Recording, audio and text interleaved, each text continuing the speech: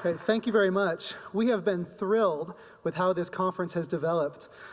In particular, I've been very excited about the high caliber of church history and 19th century intellectual scholars that have been part of the program. They've actually been a big reminder to me to stay in my own lane as an archaeologist and historian of ancient Judaism.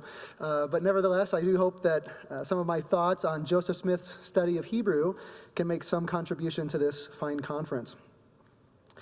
As Richard Bushman discussed in his keynote address, Joseph Smith viewed ancient languages as a primary resource for accessing the sacred past. Joseph seemed to believe, along with many of his contemporaries, that these languages possessed keys for unlocking the earliest divine truths revealed to humanity. As such, his work with languages, encouraged by his official title as seer, translator, and prophet, was a significant source of inspiration in his efforts to revive the religious order of the ancients. For Joseph Smith, language acquisition took various forms, including supernatural translation projects facilitated by seer stones and direct inspiration, academic attempts at reconstructing undeciphered scripts, such as his work with the Egyptian documents, and engaging in the traditional study of biblical languages. Within this third category, the most formal, sustained, and well-documented exercise was Joseph's study of Hebrew between the winter of 1835 and the spring of 1836. Scholars of Mormon history have long known of his efforts to learn Hebrew and have observed numerous instances in which his Hebrew studies influenced his prophetic development. A number of classic articles and minor studies have provided valuable insights into various aspects of this topic, including the logistics of the Hebrew class in Kirtland, the personal background of Joshua Satius, Joseph's Hebrew instructor, the degree of Joseph's Hebrew proficiency, and Joseph's use of Hebrew in the Book of Abraham and King Follett Discourse. In addition to these resources, recent research into the status of Hebrew in early America, new insights from the Joseph Smith Papers Project, and previously overlooked documents now allow us to refine our understanding of Joseph's Hebrew study and the impact it had on his thinking. Despite the information available on this topic, many scholars and interested non-specialists remain largely unaware of the details of Joseph's Hebrew study and the ways in which it influenced his thought and theology. In this paper, I will provide an introduction to the topic in light of previous and current research.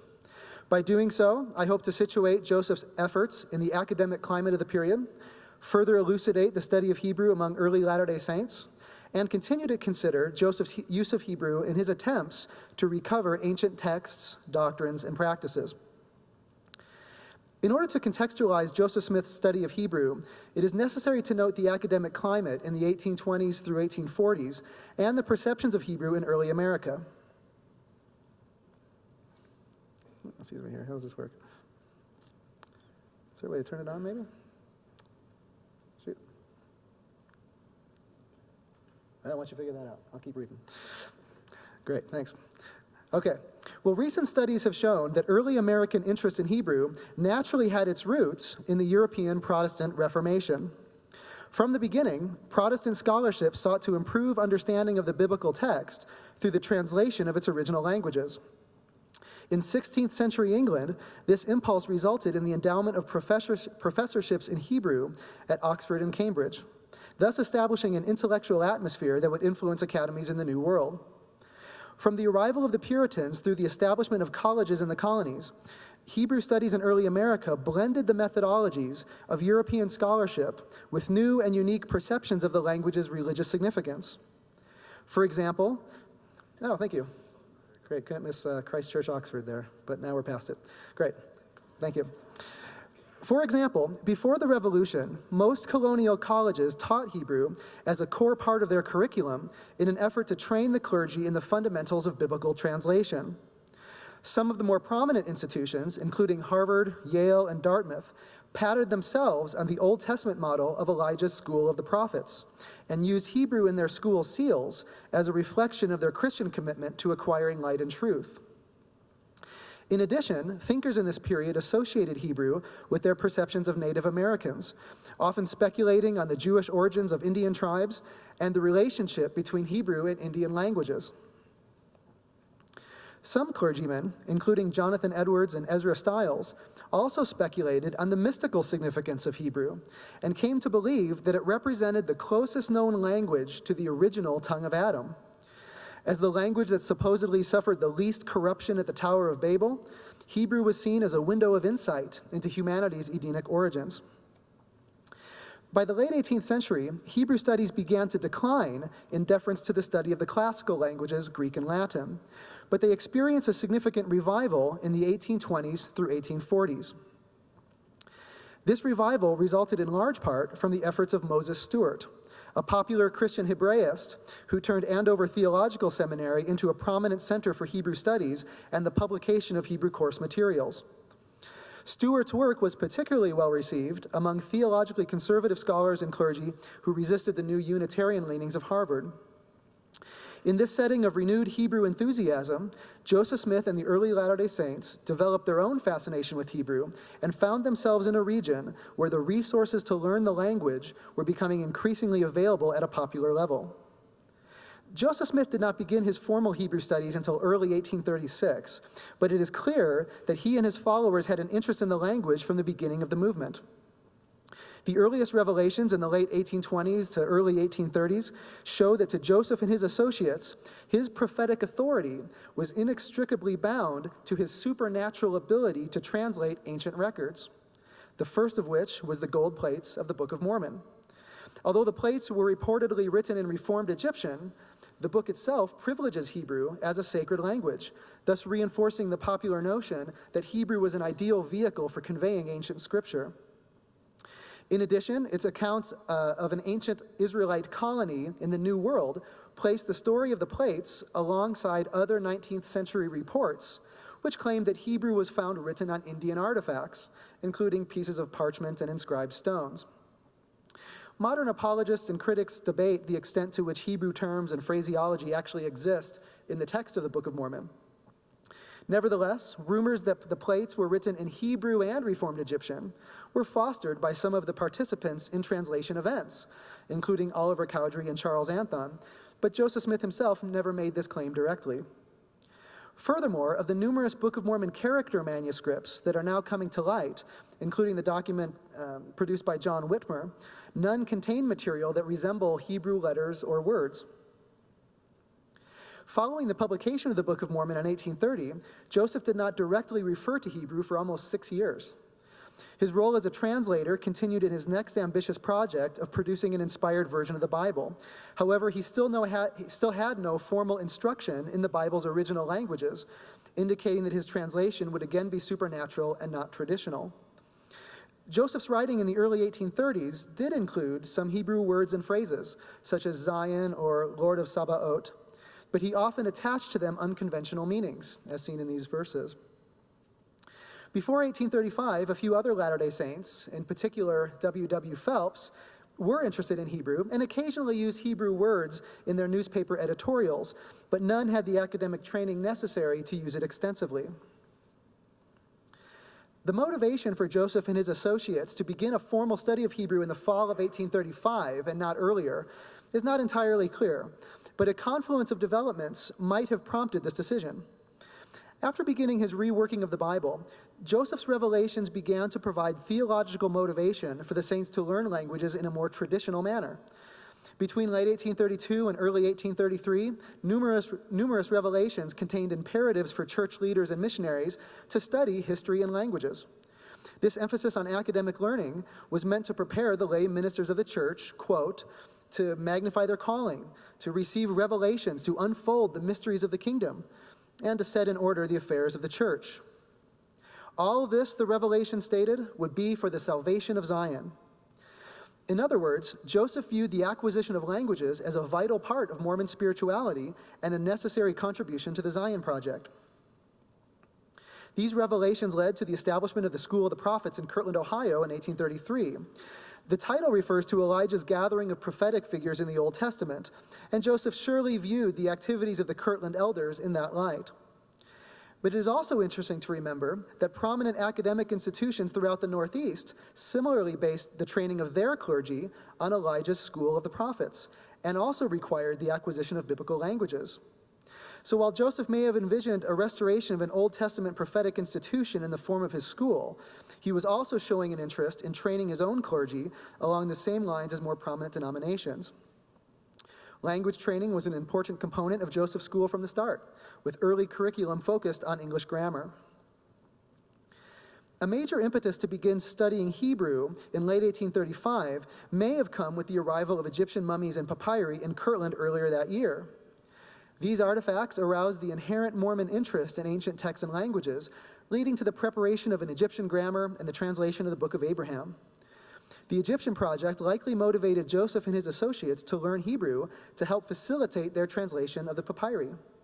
Although Joseph had been identified in the Revelations as a translator for over 7 years, his poor English grammar and his previous translations of ancient texts were sharply criticized by his opponents, possibly prompting him to attain more formal training in biblical languages.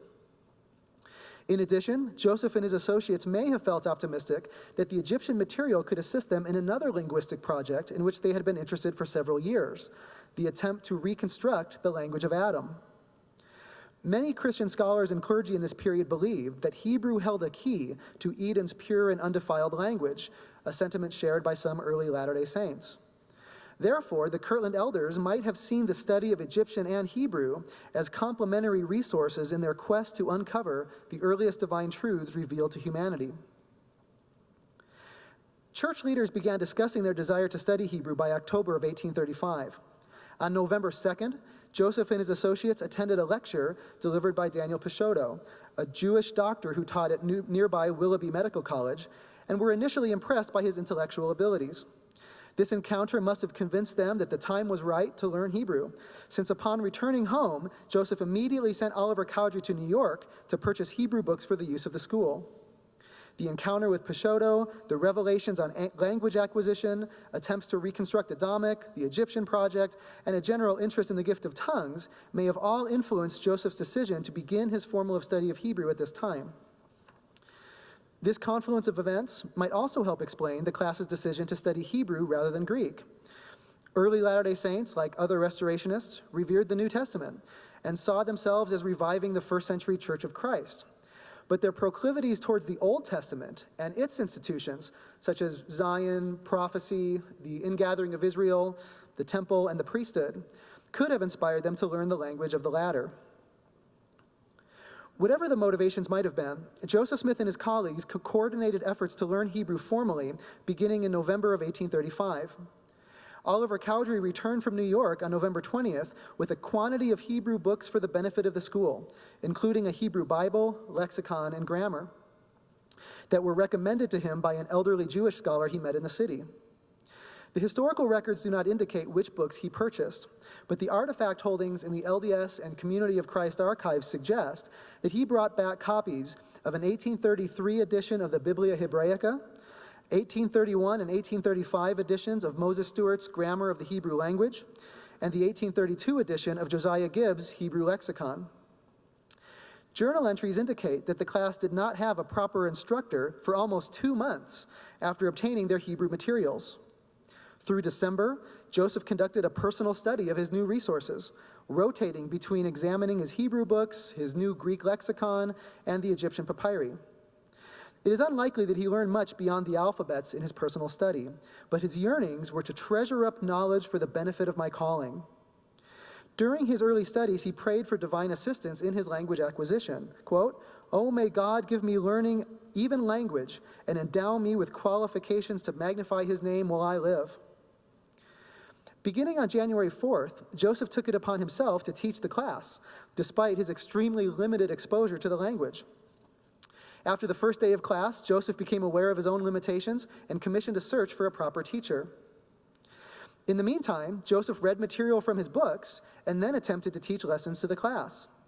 An examination of Moses Stuart's highly sophisticated textbook, the only grammatical resource available in their self-instruction, suggests that they could not have learned much on their own. Joseph and his fellow classmates likely learned the alphabet from its opening pages, but the book was not designed to teach grammar or even basic vocabulary without a knowledgeable instructor. The frustrations of this situation were reflected in a tense debate that broke out on the second day of class between Joseph Smith and Orson Pratt regarding the pronunciation of a Hebrew letter. Joseph claims to have won the argument, but in reality, neither probably knew enough to be certain. The next day, the class received the news that a highly celebrated Hebrew teacher would arrive in 2 weeks to instruct and organize the class formally. This celebrated teacher was Joshua Seixas, a scholar from a prominent Sephardic Jewish family in New York's most famous synagogue congregation. Seixas was a young man of 32 or 33, only 2 or 3 years older than Joseph, who had been teaching Hebrew as an adjunct professor at various academic institutions in the Northeast, including at nearby Oberlin College. He had become acquainted with the celebrated Christian Hebraist Moses Stuart, and even collaborated on the edition of Stuart's textbook, which the Mormons were reading in Kirtland. Seixas accepted an offer to begin teaching the Kirtland Theological Institution in January, and Joseph was thrilled to have a minor Jewish celebrity agree to teach them Hebrew. Joseph also seemed excited about having his own native informant of Judaism. This was a desired commodity among Christian Hebraists in this period, who believed that Jews inherently possessed access to biblical mysteries and secrets not available to Christian scholars. Joseph noted in his journal that church leaders specifically wanted a Jewish teacher, and that he delighted in the opportunity to learn Hebrew from a pious and devout Jew. However, recent research has shown that Seixas may have converted to Christianity by 1832, 4 years before his arrival in Kirtland. The details of his conversion, including his motivation for doing so, are uncertain, and it seems that he privately discussed his faith with only a small circle of Protestant colleagues, among whom he used his Christian name of James. To everyone outside of his intimate circle, though, Joshua Seixas was seen as Jewish. Joseph Smith gives little indication that he was aware of Seixas' conversion. If he was, he clearly preferred to say that he was learning Hebrew from a Jewish scholar. Regardless, Joseph and his associates quickly came to appreciate Seixas' talents. Joseph described him as a man of excellent understanding, who has a knowledge of many languages which were spoken by the ancients. Occasionally, Joseph discussed Mormonism with Seixas, but he did not pressure him to join the church. In private, however, Joseph and his fellow students prayed that Seixas would convert to Mormonism and contribute his linguistic expertise to the cause of the kingdom. At first, Seixas was paid to teach 40 students in 2 daily 1-hour sessions over the course of 7 weeks. After a week of class, Joseph began to insist that other elders in the school leave their classes to study Hebrew as well, resulting in an additional 3 Hebrew classes with a total of 115 students studying in concurrent sessions throughout the spring. Joseph was proud to be in a group of advanced students, including W.W. Phelps, Oliver Cowdery, Orson Hyde, and Orson Pratt, who were singled out by Seixas for their linguistic potential. Classes and private tutorials occurred in the printing office in the upper rooms of the Kirtland Temple, which was under construction and being prepared for dedication. The course was designed to work through the 1833 and 1834 editions of Seixas' own Hebrew textbook, as well as an abbreviated supplement published by the church for the use of the school. These materials contained an intensive introduction to Hebrew letters, vocabulary, grammar, and syntax, with students being instructed to memorize large portions of the text. Seixas' textbook had the advantage over Stuart's in its utility for beginning students. Its preface stated that the book was intended to give an easy and rapid insight into the general formation of the language, enabling students in a short time and with little trouble to read Hebrew with much pleasure and satisfaction.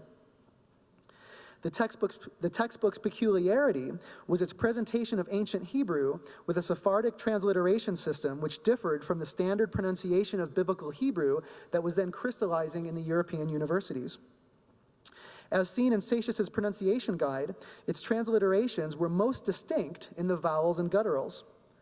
This system would not necessarily have lessened the quality of Hebrew learned by the Mormons in Kirtland, but the Sephardic transliterations would leave their mark on Joseph Smith's subsequent use of the language.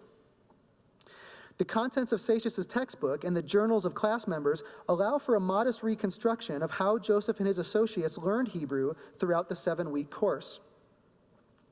During the first week of the course, students learned the Hebrew alphabet, spelling, Seixas' transliteration system, and they practiced a vocalized reading of Psalm 29. Grammar lessons began in the second week of class, with large units focusing on nouns and verbs. In class, students were apparently instructed to copy some of Seixas' lecture notes into their textbook, as seen by consistent annotations in extant copies. For homework assignments, students were required to fill out worksheets containing grammatical exercises, such as copying the roots, vowels, and conjugations of weak verbs. These textbook annotations and worksheet exercises show that students in the class learned aspects of the language that went beyond the basics. Following this intensive introduction to grammar, Satius had his class begin translating portions of the Hebrew Bible in the third week. The first translations were passages from Genesis 1 and 8, along with short sentences Satius culled from throughout the Bible.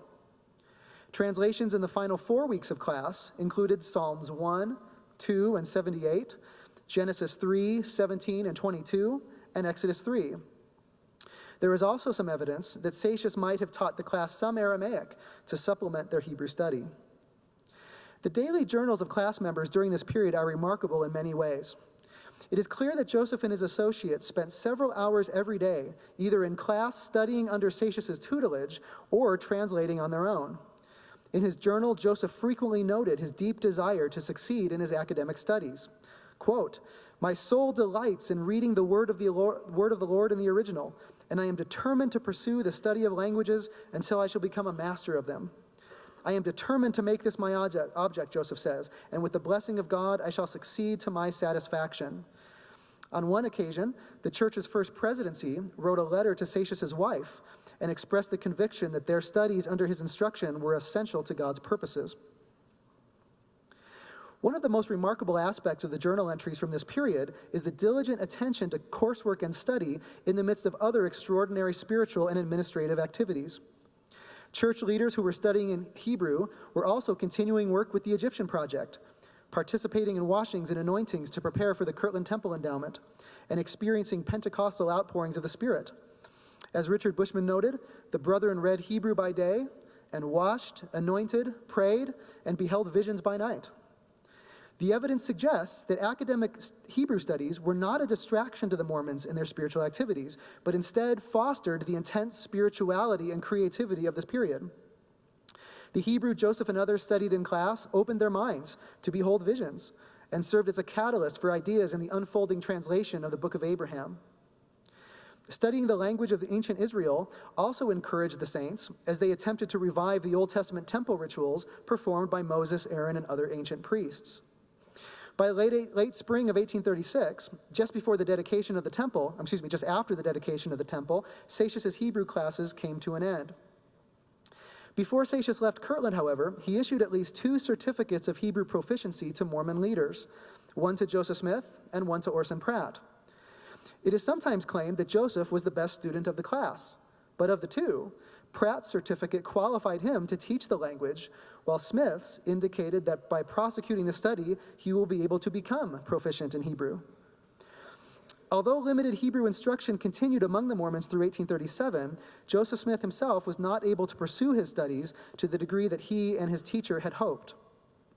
From 1837 to 1839, Joseph's studies were interrupted with the flight from Ohio, the difficulties of Missouri, and the establishment of the new Mormon settlement in Illinois. During these years, Joseph does not show any interaction with Hebrew in his writings, at least that I could find. However, Joseph Smith and the Mormon community experienced a revival of Hebrew interest and usage in Nauvoo from 1839 to 1845. In the relative peace of the Nauvoo era, church writers such as W.W. Phelps frequently drew upon their Hebrew studies in church newspapers and attempted alternative translations of Hebrew texts from the Bible. Hebrew textbooks were available in the Nauvoo Public Library. Individuals and small groups held private tutorials in Hebrew, and Hebrew might have been taught at the University of Nauvoo under the instruction of Orson Pratt. In this environment, Joseph Smith himself revisited his own interest in Hebrew and began to demonstrate its significant impact on his developing thought, translation projects, and theology. Unfortunately, time will not allow for a full consideration of Joseph's multifaceted uses of Hebrew in Nauvoo, but they can very briefly be described in 4 categories, each one of which actually deserve their own paper. So I'll go through these very quickly for time's sake. First, city and code names. From 1839 to 1844, Joseph used words and phrases from his Kirtland Hebrew studies as a way to affiliate his community with the sacred past. In each instance, he maintained the distinctive Sephardic transliterations taught to him by Joshua Satius. These included his renaming of the Mormon settlement at Commerce as Nauvoo, a Hebrew word attested in his grammar books as meaning a beautiful place, and his giving of Hebrew code names, such as Barak El and Bonimim, to church leaders in the 1844 edition of the Doctrine and Covenants. Secondly, Joseph used Hebrew terms and phraseology in his final work on the Book of Abraham in early 1842. Although he had the core ideas of the text in mind as early as 1835, he eventually added Hebrew words to elucidate some of its Egyptian terminology, particularly in regard to Abrahamic astronomy. These include the words Raukiang, which means expanse or firmament, and I'm using Satius' pronunciation, Shalmaim, or the heavens, Kokalbim, or the stars, and Gnolam, or eternity. Each of these terms is standard Hebrew vocabulary that Joseph learned from his studies and spelled using Satius' method of pronunciation. Incidentally, the appearance of these words provides a terminus postquem for the final Abraham text after the spring of 1836. Manuscript evidence suggests that Joseph incorporated these Hebrew words into the text just prior to its publication in early 1842. Third, in the Nauvoo period, Joseph often used Hebrew words and phrases in his public sermons as sources of inspiration and support for his more innovative doctrinal teachings. This exegetical use began in his 1841 discourses on the eternity of matter and his refutation of creation ex nihilo, and continued into 1844 in his sermons on the nature of the spirit world, his explication of Scripture, and his teaching on eternal lives. All of this comes from his use in his reading and interpretation of Hebrew. During the last 3 months of his life, Joseph consistently drew upon the Hebrew of Genesis 1:1 to elucidate his teachings on the plurality of gods, noting the plural form of the Hebrew word for God, or Elohim, and other things like the divine counsel and creation, etc. In some of these instances, Joseph used traditional lexical definitions of the Hebrew to support his teaching, while in others, he showed a large degree of linguistic creativity as he focused on obscure meanings, unconventional interpretations, or unattested translations of Hebrew words. Unfortunately, for time's sake, we'll have to skip the fourth category, which is the way in which Joseph incorporated Hebrew into the rituals of the Quorum of the Anointed, which is the precursor of the Nauvoo temple endowment. But in many interesting ways, Joseph used Hebrew to fill out those rituals that would become our endowment. In this paper, I have provided a brief introduction to Joseph Smith's academic study of Hebrew and the impact it had on his prophetic development. I will conclude with a few brief comments on Joseph's Hebrew proficiency and his use of the language. Although his early work as a translator was supernatural and unconventional, his coursework in Kirtland equipped him, at least at that point in his life, to translate entire chapters of the Hebrew Bible in the traditional manner. It is difficult to know how the 3 years away from his studies affected his promising language skills. But by the time Joseph revisited his use of the language in Nauvoo, he mostly used single words or short phrases, often drawing out of them obscure, unconventional, or even unattested meanings. In some ways, Joseph's use of Hebrew resembled his Protestant contemporaries. Various scholars and clergymen in this period used Hebrew to find deeper meaning in scriptural texts and employed transliterated Hebrew in their biblical exegesis and liturgy. In other ways, Joseph departed from his contemporaries. For example, many Christian Hebraists and missionaries in the 19th century learned Hebrew in order to convert Jews to Christianity. Yet there is no evidence that Joseph Smith ever saw his Hebrew studies as a means of converting Jews to Mormonism, even when he sent his apostle and fellow Hebrew student, Orson Hyde, to Jerusalem to dedicate the Holy Land for the return of the Jews. Joseph Smith was also unique in his creative use of Hebrew definitions and concepts, which often served as catalysts for his expansive doctrinal thinking. Joseph's formal studies in Hebrew were relatively brief, 2 months of personal study and just over 2 months of intensive coursework. And he never did become the Hebrew scholar he once hoped he would be. He may not have even achieved the same degree of Hebrew proficiency as his associates, Orson Pratt, Orson Hyde, or W.W. Phelps. Nevertheless, he took his studies seriously when he had the time to devote to them, and he clearly viewed them as a mechanism for facilitating new revelations and theological insight in his role as seer, translator, and prophet, demonstrating the significant role academic pursuits played in his prophetic development. Thank you.